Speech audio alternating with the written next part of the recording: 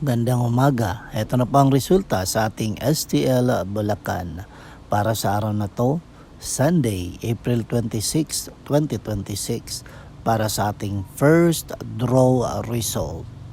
Maghanda na kayo at mag-relax dahil ibibigay ko na ang resulta ngayong umaga.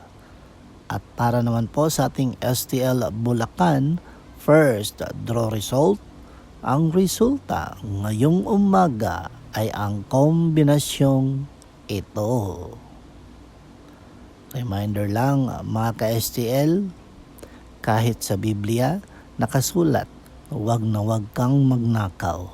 Dahil ang taong magnanakaw ay hindi pinagpapala ng Diyos at tiyak lalayuan ka ng swerte.